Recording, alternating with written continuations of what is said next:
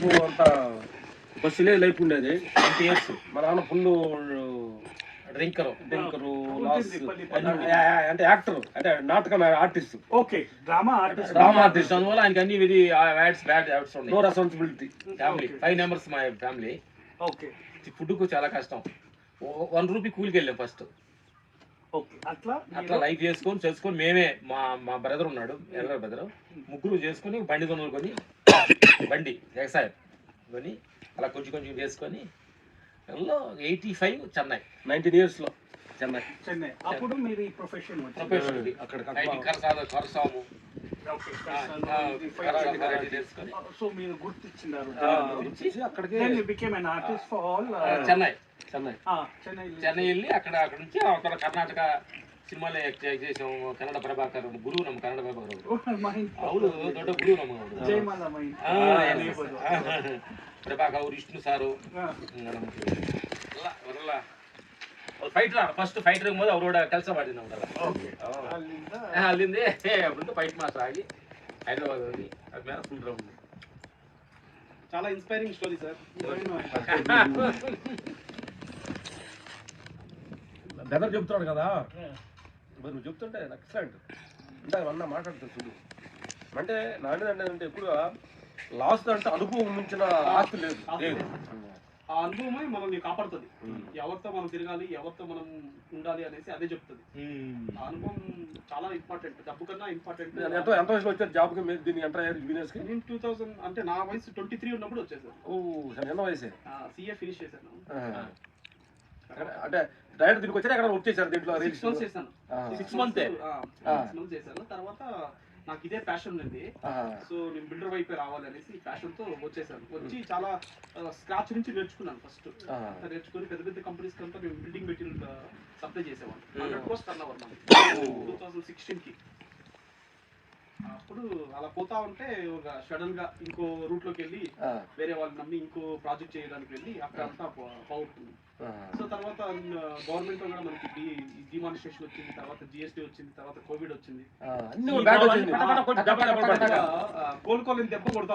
అలాంటప్పుడు నీ మనోస్థితి ఎలా ఉందంటే నీ చిన్న వయసులో ఏంటి అసలు? కొంతమంది ఏంటంటే చూస్తున్నాను ప్రేక్షక దేవుళ్ళారా, చూడండి జీవితం అనేది పోరాటం అనమాట. అంటే లైఫ్ లో మనం కొన్ని సాధించాలనుకుంటే ఈ దెబ్బలంటే మనం ఎదిరించాలి. ఎందుకంటే చిన్న ఆర్టికల్ మనం కుంగిపోయి చాలా మంది సూసైడ్ చేసుకునే వాళ్ళు, నా జీవితం ఇంతే అనే డ్రింక్ కి డ్రగ్స్ కి అలవాటు పడ్డ వాళ్ళు ఉన్నారనమాట. వాళ్ళందరికీ మా తమ్ముడు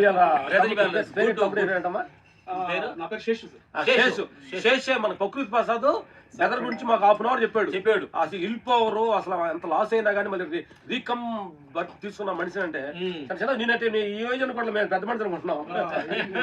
35 years. అప్పుడు యాక్చువల్ గా అంటే ఎవరు ఏం బ్యాక్గ్రౌండ్ లేదు కదా. లాస్ అయినా కూడా మనకి బ్యాక్ నుండి ఎవరైనా సపోర్ట్ చేస్తారని లేదు. మళ్ళీ ఏమనుకున్నానంటే అప్పుడు నేను ఓకే నేనేం సంపాదించలేదు, ఓకేనా వచ్చింది పోయింది.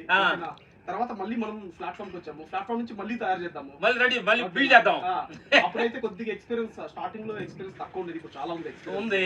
సో ఈ ఎక్స్పీరియన్స్ యూజ్ చేసి మనం ఏం చేయొచ్చు, ఓకేనా, ఎట్లా మనం ఫాస్ట్ గా గ్రో అవ్వచ్చు అనేసి తర్వాత ఇన్వెస్టర్లు అంతా పిలిచి చేస్తాను ప్రాజెక్ట్స్ అంతా వాళ్ళకి ఎక్స్ప్లెయిన్ చేసి, సో ఇలా చేస్తాను, ఓకేనా, ఫస్ట్ వచ్చిన ప్రాఫిట్ అంతా మీరే చేసుకోండి, ఓకేనా. చూడు నాకు లాభం ఇవ్వద్దు. లేదు, నాకు లాభం అంటే మీరు వెల్ సెట్, నాకు మంచి లాభం వచ్చింది అనుకుంటే మీరే ఇవ్వండి. మీకు నచ్చితే చూడండి, నిజాయితీ చూడు. ముందు మీ సీనియర్ ఎక్స్పీరియన్స్ వాడి ఆ వచ్చిన ప్రాపర్టీ మీరే తీసుకొని మిగిలితే నాకు ఏంటి అన్నాడు. పుచ్చుకోవడం వాళ్ళ దగ్గర తీసుకొని పాపం అదే విధంగా మనం ప్రాజెక్ట్స్ ఎగ్జిక్యూషన్ చేసి వాటి ప్రాఫిట్స్ తెచ్చి వాళ్ళకి ఇచ్చాము డబ్బులు. వాళ్ళు మళ్ళీ ఇచ్చారు మాకు. అసలు మేము ఎక్స్పెక్ట్ చేసిన కన్నా డబ్బులు ఇచ్చావు నువ్వు, మాకు ఇంత వద్దు, నీ దగ్గర తీసుకుంటే మాకు పాపాలు వస్తుంది అనేసి వాళ్ళు మళ్ళీ ఇచ్చారు, రిటర్న్ ఇచ్చారు. సో అప్పుడు మళ్ళీ ఇంకా బాగా కాన్ఫిడెన్స్ వచ్చింది. సో మనం ఎప్పుడు కూడా నిజాయితీగా పనిచేస్తే మనకి ఎప్పుడు ఫ్యూచర్ ఉంది. ఏంటంటే చూస్తున్న ప్రేక్షక దేవుళ్ళారా, మన ధర్మ మార్గంలో ఉండి నిజాయితీగా ఇంకొకటి మోసం చేయకుండా ఉంటా ఉంటే ఏ రోజు కూడా నీకు తిరిగి నేను అనుకున్నది అందరూ సాధించొచ్చని తమ్ముడు చెప్తాను. నేను అదే నమ్మాను. ఎందుకంటే మనం ఎప్పుడు ఫస్ట్ మనం ప్రాఫిట్ చేసుకోవాలి, ఫస్ట్ మనం బిజినెస్ ని డెవలప్ చేయాలి, మన చుట్టూ ఉన్న ఇన్వెస్టర్ డెవలప్ చేయాలి, మనం నమ్మిన వాళ్ళని వాళ్ళు కాన్ఫిడెన్స్ ని బిల్డ్ చేయాలి. సో వీళ్ళ దగ్గర పెడితే ఎక్కడ పోదు అదే నమ్మకాలు క్రియేట్ చేయాలి. నమ్మకము వాళ్ళకి వచ్చిందనమాట. వచ్చి అలా చాలా మంది ఉన్నారు మన దగ్గర ఇన్వెస్టర్స్. 50 లక్షల్లో వచ్చిన వాళ్ళు ఈ రోజు 5 కోట్లు చేసాం వాళ్ళు. అంత ఇన్వెస్ట్మెంట్ చేసాం అంటే వాళ్ళ అమౌంట్ అలా చేసామన్నమాట. వాళ్ళ అమౌంట్ అంత డెవలప్ చేశారు, అంత అమౌంట్ డెవలప్ చేశాను. సో ఇప్పుడు వాళ్ళని నమ్మి 100 కోట్లు పెడతారు. సార్ ఇలా ప్రాజెక్ట్ చేస్తామంటే 100 కోట్లు ఏమి అడగకుండా పెట్టేస్తారు అనమాట. నమ్మకాన్ని క్రియేట్ చేశారు. ఇప్పుడు ఈ విల్లా కూడా ఉంది ఓకేనా. వాళ్ళు ఫస్ట్ 25 లక్షలతో సార్ నాకు సపోర్ట్ చేశాడు. నా దగ్గర ఇది ఉంది నువ్వు తీసుకో ఎందుకు అనేసి ఇచ్చారన్నమాట. నేను లాస్ట్ లో ఉన్నప్పుడు వాళ్ళే పిలిచి చూసారా మనుషుల్లో ఈ రోజు దేశం అంతా పుణ్యస్థలం ఉందంటే అలాంటి మంచి మనుషులు ఉండబట్టి. ఏం పేరు అతని పేరు? సుబ్బారెడ్డి అనేసి. సుబ్బారెడ్డి గారు ఈ సందర్భంగా నీకు థ్యాంక్స్ సుబ్బారెడ్డి గారు. సుబ్బారెడ్డి గారు థ్యాంక్ యూ. ఎందుకంటే ఒక ఫ్రెండ్ ని ప్రాబ్లాన్ని గుర్తించి ఆ సమయంలో నీకు తోచింది నీ దగ్గర ఉన్న హెల్ప్ చేయగలిగింది ఇచ్చావు చూడు ఈ రోజు. మర్చిపోలేము. 25 lakhs తో మళ్ళీ స్టార్ట్ చేసాం అనమాట. స్టార్ట్ చేసి ఆల్మోస్ట్ 10 crores అప్పు తెచ్చాము. తర్వాత మళ్ళీ అసెట్స్ చేసాము. సో మళ్ళీ మన ప్లాట్ఫామ్ ని క్రియేట్ చేసి ఇప్పుడు 100 మందికి జాబ్ ఇస్తున్నారు. పని చేస్తున్నారు చూడు. 100 మందికి పని ఇస్తున్నాడు తమ్ముడు. అంత లాస్ అయ్యి కూడా మనిషి డిప్రెషన్ వెళ్లకుండా మళ్ళీ ప్లాట్ఫామ్ బిల్డ్ చేసుకొని 100 మందికి వర్క్ ఇస్తున్నాడు, భోజనం పెడుతున్నాడు అంటే అది మనిషి తలుచుకుంటే ఏమైనా సాధించగలడు. తమ్ముడిని కొన్ని మధ్యలో అడుగుతున్నాను. అలాంటి కండిషన్ అమ్మా నాన్నలు చూపించానని నేను తప్పుగా అంటే వాళ్ళు ఎవరు తప్పు కాదు. అమ్మ నాన్న వాళ్ళు కూడా చేశారు అంటే నేను వాళ్ళని తప్పు అనడం లేదు. ఎవరు కూడా ఆ సిచ్యువేషన్ లో మీరున్నా కూడా నేనున్నా కూడా తప్పే అంటారు. చాలా బాధపడ్డారు వాళ్ళు కూడా. ఈవెన్ నన్ను నేను కూడా బాధపడాను, నన్ను కూడా బాధ పెట్టేవాళ్ళు. ఓకేనా ఎలా అంటే నువ్వు ఎప్పుడు మళ్ళీ అందరు నమ్ముతావు, ఇలా అయిపోయింది మళ్ళీ నమ్మద్దు, ఓకేనా మళ్ళీ బిజినెస్ లోకి వెళ్ళొద్దు, జాబ్కి వెళ్ళు అనేసి చెప్పేవాళ్ళు. ఇంకా జాబ్కి వెళ్తే ఇంకా రెండు జన్మలు పడుతుంది నాకు అప్పు తెచ్చున్నాడు. జాబ్కి వెళ్ళి నెలకి 20-30 కానీ వచ్చే పని అయితే నెలకంత వడ్డీ కట్టేది అంత 36 లక్షలు, నెలకి 36 లక్షలు వడ్డీ కట్టాడు తమ్ముడు లాస్ట్ లో 2017-18 లో. అలాగే నా మిత్రులారా, చూస్తున్నారా ప్రేక్షక దేవుళ్ళారా, ఏది కూడా జీవితంలో లాసు లాభం అనేది సహజం, కానీ వాటన్నిటిని మించి వెళ్తాం అనేది నిజమైన గోల్ అనేది చెప్తున్నాం. ఓకే, ఈ రోజు సేస్ ఇల్ పవర్ కి మనం అందరం చూసి గర్వంగా ఫీల్ అవుతున్నాం. మనిషి తలుచుకుంటే ఈ రోజు ఏంటంటే ఐదో తమ్ముడు ఈరోజు మహాభారతం తీసుకుంటాం, వాళ్ళ కష్టాలే. రాముడు తీసుకో కష్టాలు, జీసస్ ఎవరైతే పెయిన్ ఎంత స్టేజ్ అవుతున్నారో వాళ్ళే ఈరోజు దేవుళ్ళు అంటున్నాం.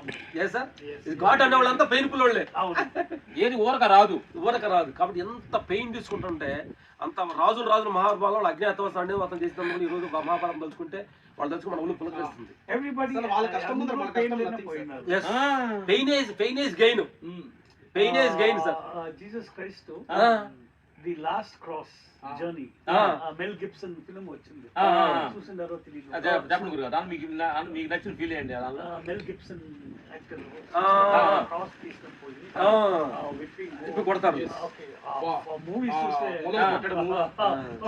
ఈరోజు క్రిస్మస్ పండగ రోజు మేమంతా శేషు గారు, మన సురేష్ గారు, రమేష్ గారు కూర్చొని గట్టు గారు ఒక అంటే ఇతను ఫార్మర్ లో ఎన్ని దేశాలకి మీ బిజినెస్ 100 కంట్రీస్ వరకు ఫార్మర్ బిజినెస్ చేస్తున్నాడు. చూస్తుంటే చూడు సాధారణంగా ఉన్నాడు. మనకి కొద్దిగా ఉంటేనే ఇలా కొమ్ములు ఎగురుతాము. ఆయనకి ఎంత ఉండగానే హ్యాపీగా ఉంటారు. చూడు మనిషి ఎంత ఉండగానే అంత ఒదుకుంటాం. రమేష్ గారి దగ్గర తెలుసు మీరు ఎనీ కంట్రీలో ఏం మీ ఒక 100 కంట్రీస్ లో ఏం హెల్ప్ కావాలని కూడా ఇప్పుడు మీరు చెప్తే విత్ ఇన్ 1 hour లో సాల్వ్ చేయగలరు. ఫ్రెండ్స్ అదే ఫ్రెండ్స్. ఆమెಲೆ ఎవరు నిజానికి ఇప్పుడు ఎవరన్నా కలిస్తే మాకేం చెప్తుంది వీళ్ళు సౌకర్యం అంటే ఇష్టము పోలా వీళ్ళు చాలా పెద్దోడు ఇది అది అట్లా కాదు, వాళ్ళు తెలిసిపోతుంది వీళ్ళు మన పెద్దలు కాదు ఇచ్చేవారు. సార్ చాలా మార్జినల్ అంటే చాలా చిన్న రైతులతో పని చేపించి వాళ్ళకి సీడ్స్ ఇచ్చి వాళ్ళకి మందులు ఇచ్చి వాళ్ళ దగ్గర గ్రో చేపించి మళ్ళీ వాళ్ళే కొని ఒక ఫిక్స్డ్ రేట్ తో ముందే ఫిక్స్ చేసి అలా చేస్తారనమాట. ప్రతి ఒక్క రైతు చాలా హ్యాపీ సార్ దగ్గర. ఇప్పుడు మనం ఎక్కడికి వెళ్తున్నాం?